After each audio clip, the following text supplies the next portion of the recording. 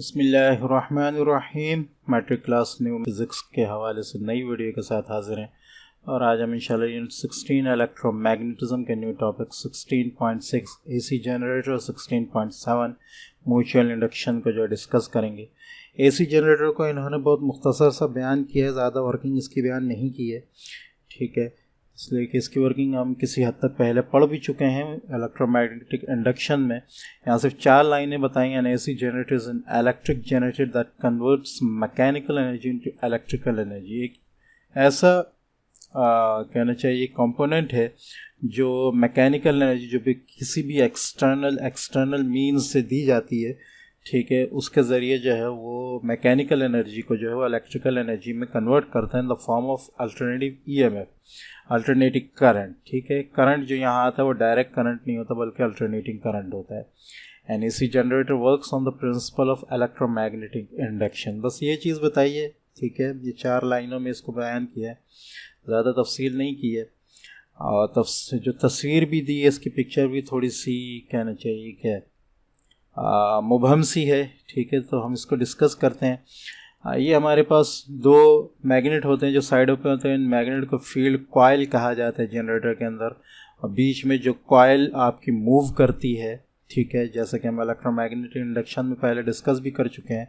तो ये मूव करने वाली कॉइल जिसकी मूवमेंट से हम मैग्नेटिक वेव्स को जो है वो चेंज करते हैं, उसमें अल्टरनेटिंग लाते हैं और उसकी वजह से करंट पैदा होता है।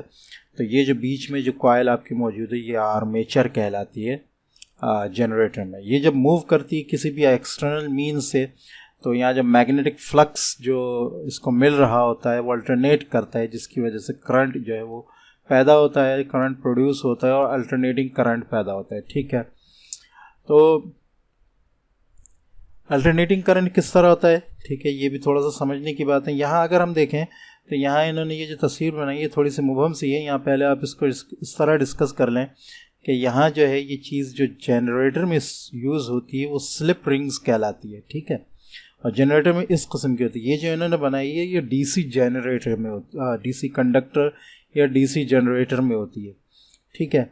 उसकी वजह ये होती है कि ये जो अगर हम कहें कि ये डीसी मोटर में होती है, ठीक है, तो डीसी मोटर में ये चीज़ जो घूम रही होती है, ठीक है, तो यहाँ जो है इसके घूम के यहाँ आने पर इसकी फोर्स बिल्कुल ज़ीरो हो जाती है।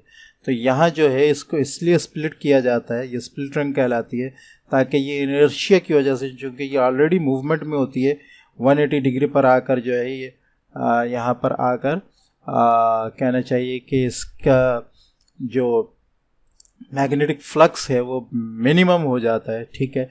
तो यहाँ से ये बिल्कुल कहना चाहिए इनर्शिया की वजह से ये आगे घूमकर दोबारा कनेक्शन में आ जाती है और ये इस तरह घूमती रहती है। तो ये स्प्लिट रिंग्स जो है ये बेसिकली काम करता है डीसी मोटर में, ठीक है। इन्होंने यहाँ स्प्लिट रिंग्स की तस्वीर बनाई है, ठीक है, लेकिन ये यहाँ जो काम करता है जनरेटर में वो है स्लिप रिंग्स। स्लिप रिंग्स किस लिए काम करता है, हमें बेसिकली चाहिए होता है इससे करंट, अल्टरनेटिंग करंट, ठीक है। अच्छा, ये किस लिए होता है कि ये भी मैं पहले इसका मकसद असल में ये होता है, यहाँ से यूँ कहें कि ये ब्रेक होता है, ये घूम के इस पर आ जाता है, फिर ये वाला वायर घूम के इस पर आ जाता है, ठीक है। अगर ये ब्रेक ना हो तो इसके घूमने से ये ट्विस्ट हो जाए, ये ट्विस्ट होता रहे, पूरा ट्विस्टर बन जाए। उसी तरह यहाँ पर भी, लेकिन यहाँ पर भी इसको ब्रेक किया जाता है। तो यहाँ पर 2 स्लिप रिंग्स लगाई जाती हैं। एक स्लिप रिंग्स इधर से जोड़ी जाती है, इससे ये जोड़ी नहीं जाती, सिर्फ लगी होती है, ये इसी के अंदर घूमती रहती है।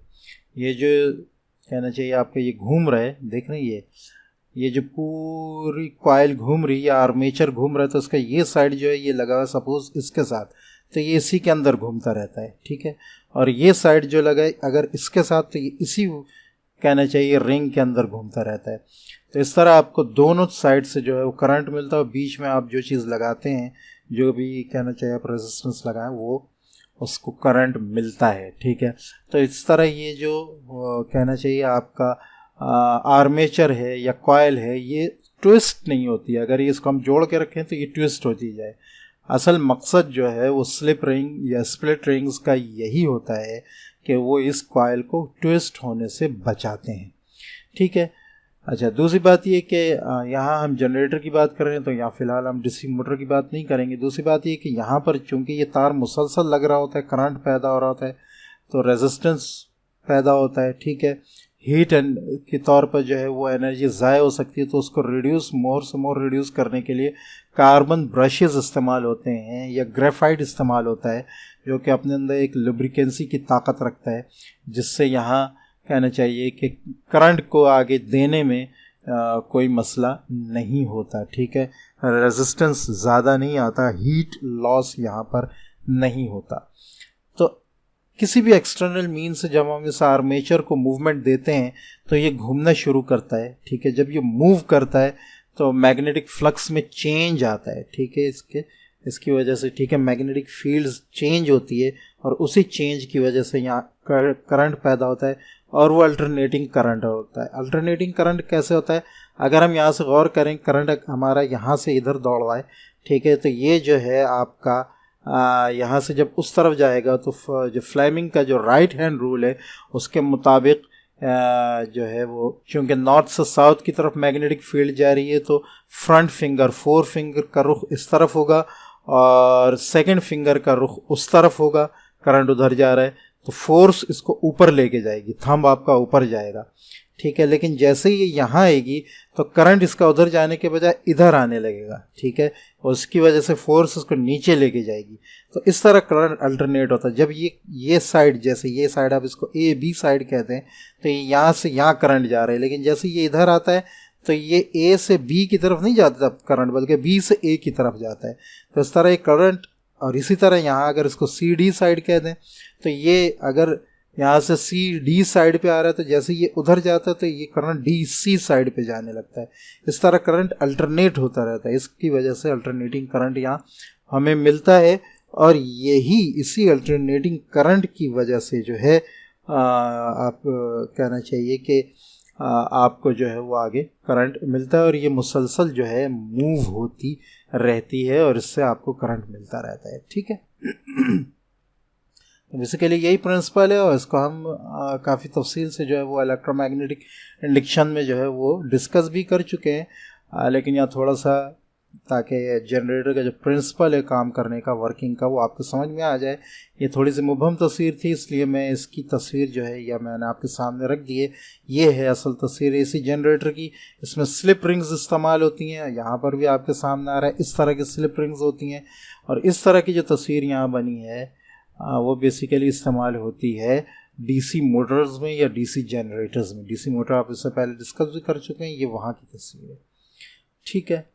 नेक्स्ट टॉपिक आपका जो है वो है म्यूचुअल इंडक्शन। अच्छा, यहाँ एक चीज़ और बताइए। अच्छा, म्यूचुअल इंडक्शन को हम पहले डिस्कस कर लें, फिर उसकी हम SI यूनिट भी डिस्कस कर लेंगे। म्यूचुअल इंडक्शन क्या चीज़ है? When the electric current in the primary coil changes, the magnetic field changes as well, ठीक है। जब करंट दो, इसमें म्यूचुअल इंडक्शन में इलेक्ट्रोमैग्नेटिक इंडक्शन तो हमने डिस्कस कर लिया, ठीक है। इलेक्ट्रोमैग्नेटिक इंडक्शन की ही एक किस्म है म्यूचुअल इंडक्शन, जिसमें दो कॉइल्स यूज होती हैं और उसमें हम एज नीडेड पोटेंशियल डिफरेंस या वोल्टेज को जो है हम यूँ कहें कि कंट्रोल में करते हैं, अपनी ज़रूरत के मुताबिक कम ज़्यादा करते हैं, ठीक है। अब सपोज़ ये आपके सामने दो कॉइल्स हैं, एक प्राइमरी कॉइल है, एक सेकेंडरी कॉइल है, ठीक है। प्राइमरी कॉइल में से जो है वो करंट पास हो रहा है, ठीक है। When the current, electric current in the primary coil changes, the magnetic field changes as well. इसकी फिर मैग्नेटिक फील्ड भी चेंज होती है।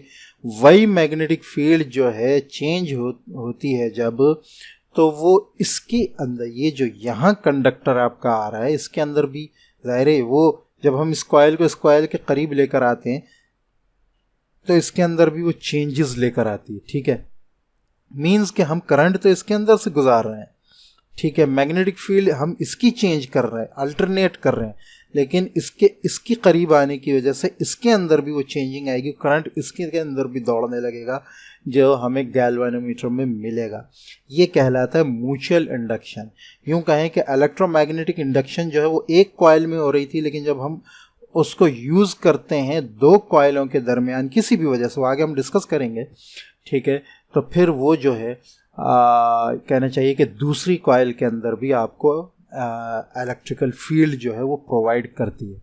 यही बात यहाँ पर बताइए, when the electric current the primary coil changes, the magnetic field changes as well. Linking the secondary coil to the primary coil in the second. अच्छा, लिंकिंग जब हम लिंक करते हैं, अच्छा लिंक से मुराद ये नहीं कि हम जोड़ें, इसके करीब लेकर जाते हैं हम इसको, ठीक है.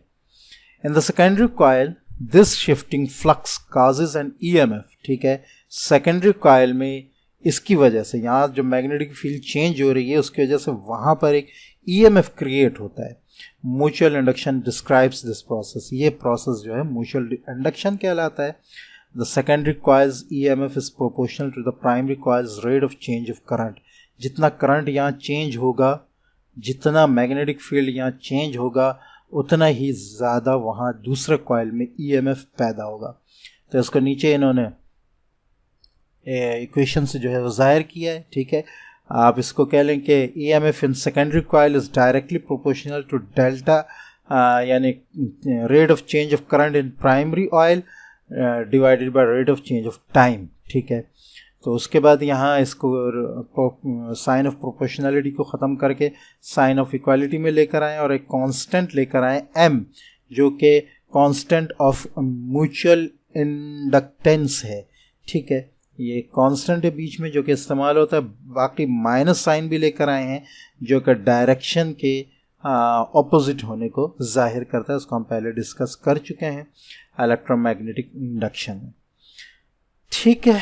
अच्छा जी, ये तो चीज़ हो गई. अच्छा, hence ms is equal to ES upon delta IP upon delta T. अच्छा, ये इन्होंने जो किया है ये पूरा जो है ये delta IP upon delta IT जो है इधर न्यूमरेटर में था, इधर ले जाकर डिनोमिनेटर में लेके चलेंगे. तो इस तरह इन्होंने ES को जो है डेल्टा IP और डेल्टा IT से डेल्टा T से डिवाइड कर दिया, ठीक है. और यहाँ से माइनस साइन, चूँकि माइनस साइन जो है वो सिर्फ डायरेक्शन के ऑपोजिट होने का जाहिर करता है, लिहाजा उसको हटा दिया है, ठीक है. अब बेसिकली इसका म्यूचुअल इंडक्शन का मकसद क्या है, ठीक है, आगे इन्होंने डिस्कस किया है. यहाँ ट्रांसफार्मर में मैं थोड़ा सा इसकी वजाहत कर दूँ. वैसे तो मैं इसको इंशाल्लाह ट्रांसफार्मर में मज़ीद डिस्कस करूँगा.